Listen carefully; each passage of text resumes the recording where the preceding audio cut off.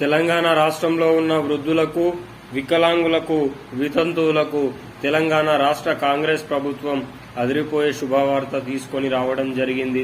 ఎప్పుడా అని వేచి చూస్తున్న యావత్ 70 లక్షల మంది వృద్ధులకు, వికలాంగులకు, వితంతువులకు తెలంగాణ రాష్ట్ర కాంగ్రెస్ ప్రభుత్వం పెరిగిన మే నెల ఆసరా పింఛన్ల పంపిణీ కార్యక్రమానికి నాంది పలకడం జరిగింది.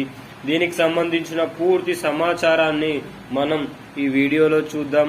ఎవరైనా మొట్టమొదటిసారిగా మన ఛానల్ని చూస్తున్నట్లయితే వెంటనే లైక్ చేయండి, అదేవిధంగా సబ్స్క్రైబ్ చేయండి, అదేవిధంగా షేర్ చేయండి.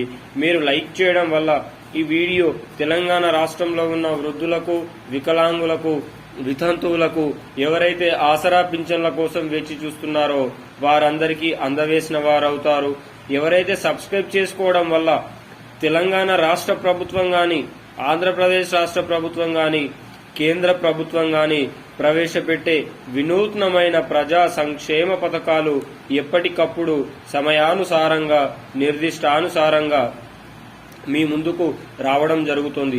తద్వారా ప్రతి ఒక్కరూ ఈ ప్రజా సంక్షేమ పథకంలో భాగమయ్యే అవకాశం అయితే లేకపోలేదు. ఆలస్యం చేయకుండా వీడియోలోకి అయితే వెళ్లిపోదాం. మనకు 2016 రూపాయలని 4016 రూపాయలకి, 4016 రూపాయలని 6016 రూపాయలకి పెంచుతూ తెలంగాణ రాష్ట్ర ముఖ్యమంత్రి వర్యులు సీఎం రేవంత్ రెడ్డి గారు కీలక సూచనలు చేయడం జరిగింది. మరి పెంచడం అయితే సబబుగానే ఉంది. డిసెంబర్ నెలలో అధికారాన్ని చేజిక్కించుకున్న సీఎం రేవంత్ అన్న డిసెంబర్ నెల ఆసరా పింఛన్లను డిసెంబర్ 25న, జనవరి నెల ఆసరా పింఛన్లను జనవరి 26న, ఫిబ్రవరి నెల ఆసరా పింఛన్లను ఫిబ్రవరి 27న, మార్చి నెల ఆసరా పింఛన్లను మార్చి 29న, ఏప్రిల్ నెల ఆసరా పింఛన్లు మే మాసంలో పంపిణీ కార్యక్రమం చేయడం జరిగింది. దీన్ని బట్టి చూస్తే వృద్ధులారా, వికలాంగులారా, వితంతులారా పెంచిన ఆసరా పింఛన్లు దేవుడెరుగా. ఒక నెలలో మొదటి వారంలో ఇచ్చే ఆసరా పింఛన్లను చివరి వారంలో పంపిణీ కార్యక్రమం చేయడం జరుగుతుంది.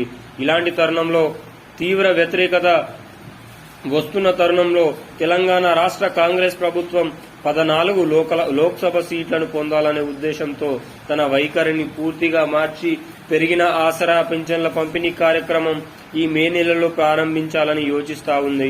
మరి పక్క రాష్ట్రమైన ఆంధ్రప్రదేశ్ రాష్ట్రంలో ఎలక్షన్ కమిషన్ ఆఫ్ ఇండియా నెలవారీ ఆసరా పింఛన్లను బ్యాంకుల్లో జమ చేసింది.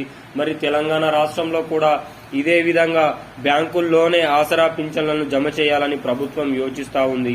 ఒకవేళ బ్యాంకుల్లో జమ చేస్తే వృద్ధులకు, వికలాంగులకు, వితంతువులకు సరైన సమయానుసారంగా పింఛన్ల పంపిణీ కార్యక్రమం నాంది పలికే అవకాశం ఉంటుంది.